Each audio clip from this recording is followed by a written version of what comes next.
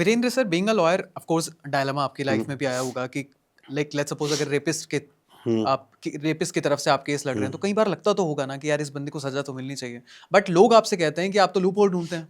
देखिए ऐसा होता है कि कोई भी चीज, अभी आप एक पेपर लीजिए, ठीक है, और उस पर ना शोले फिल्म की स्टोरी लिखिए। ओके, आप अपनी तरफ से बहुत अच्छी लिखोगे, पर मैं उसमें 50 गलतियां निकाल दूंगा, ठीक है, क्योंकि मैंने वो लिखी नहीं, मैं सिर्फ पढ़ रहा हूं उसको। ओके, अब उसी स्टोरी में वो गलती नहीं निकाल पाएगा जिसने शोले फिल्म देखी ना हो, ठीक है, उसको पता ही नहीं स्टोरी क्या उसको पता ही नहीं है। या फिर जिसने एक बार देखी हो वो कम गलती निकाल पाएगा, जिसने बार बार देखी हो बहुत गलती निकाल देगा। सेम प्रोसीजर या सेम कंसेप्ट एक वकील के साथ चलता है। ठीक है, एक वकील ने रेप के बहुत सारे केस लड़े हैं, वो जानता है कहां कहां लूप होल्स हो सकते हैं, कहां कहां प्रॉब्लम्स हो सकती है।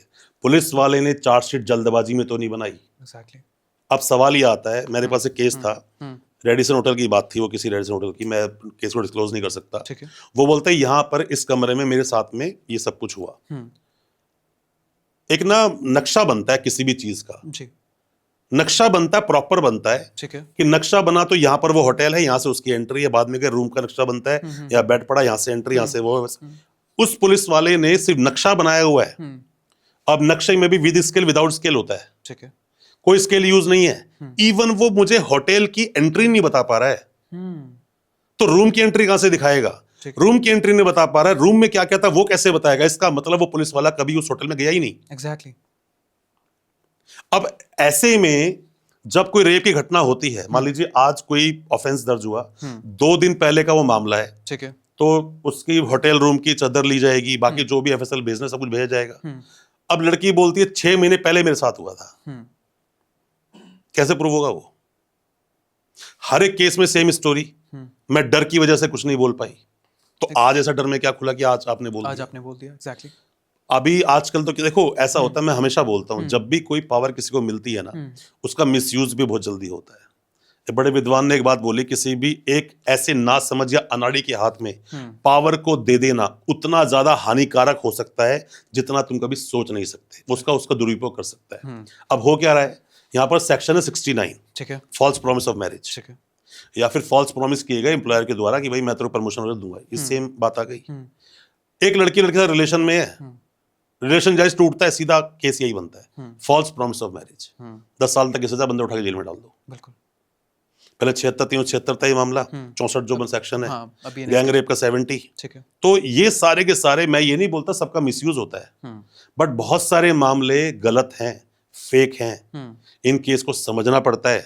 रेप विक्टिम, अभी आपने शुरुआत हमारी रेप विक्टिम से हुई थी, वो सच में रेप विक्टिम है, वो जस्टिफाई कैसे होगा? एग्जैक्टली। कैसे जस्टिफाई होगा? जस्टिफाई ऐसे होगा, मान लीजिए कि लड़की ने अभी एफआईआर करवाई और सुबह रेप हुआ, दोपहर में रेप हुआ, शाम को हम लोग बैठे हैं, ऐसा कुछ हुआ, तो इमीडिएटली एविडेंस फटाफट से मिलेंगे। अब है ही नहीं, कोई एविडेंस ही नहीं है, सिर्फ उसके एक स्टेटमेंट है। सोल टेस्टिमनी अगर है तो यहां पर उसका ट्रस्टवर्थी होना बहुत जरूरी है। एग्जैक्टली। देखना पड़ेगा इन्फ्लुएंस में तो नहीं है, तो इसके लिए ट्रायल की जरूरत है। अब वो लड़की बोले नहीं जी, justice delayed is justice denied, कोई लॉजिक नहीं हुआ। तो देखो आप बोलते हैं ना कि खुद की तो आप परवाह करते नहीं हो, खुद अवेयर नहीं हो, और दूसरों को दोष देते हो, तो उससे कुछ होगा नहीं।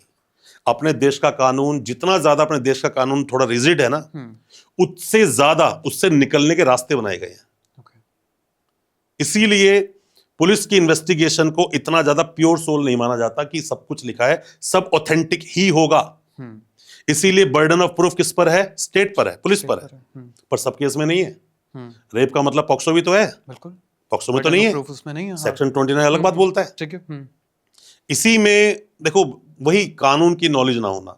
मैं बोलता हूं हमें पढ़ाया तो गया कि भाई हर जगह बोलते हैं फंडामेंटल राइट्स हैं, हमें ड्यूटीज नहीं बताई गई। बिल्कुल नहीं बताई गई। अब पॉक्सो का कानून आया, अरे भाई बच्चों को 11th 12th में पढ़ाओ। पॉक्सो पढ़ना बहुत, मैं सब बार बार बोल रहा हूं, पॉक्सो के बारे में नॉलेज होना एक लड़के और लड़की के लिए बहुत जरूरी है। हमारे देश का दुर्भाग्य है ये कि यहाँ पॉक्सो के जितने कोर्ट बनाए गए थे वो कोर्ट बढ़ते चले जा रहे हैं। किसी सभ्यता के लिए सही बात नहीं है कोर्ट्स का बनना और लोगों को बार बार सजा होना। पॉक्सो का आप रेट देखोगे ना, कितने सजा होती है, मैक्सिमम रेट है, कन्विक्शन रेट बहुत हाई है इसका। और हाई किस लिए है? बच्चे ने बोल दिया काफी है। Exactly. यहाँ वो नहीं चाहिए हमें। आप बोलते हो कि रेप के अंदर तो नहीं जी, मेडिकल भी चाहिए, ये भी चाहिए, पुलिस की स्टेटमेंट भी कहीं ना कहीं दरकिनार कर दी जाती है। यहाँ पॉक्सो में सब कुछ वैलिड होता है, ठीक है। खास करके बच्चे की स्टेटमेंट। बच्चे ने बोल दिया इन अंकल ने मेरे साथ आज से 2.5 साल पहले ऐसा ऐसा किया था, डेट टाइम प्लेस भी मेंशन नहीं है, तो वो भी वैलिड हो जाता है, बंदा अरेस्ट हो जाता है उसके अंदर। तो कानून हमारे देश में बहुत रिजिड है, बहुत स्ट्रिक्ट है, निकलने के रास्ते बहुत सारे हैं, बट कुछ कानून में रास्ते बंद कर दिए गए। आप बोलते हो कि सब केस डिले क्यों होते हैं? अगर डिले होते हैं तो पॉक्सो में तो प्रोविजन है कि 1 साल में केस खत्म करो। ठीक है। क्या केस खत्म होते हैं? नहीं होते। नहीं होते।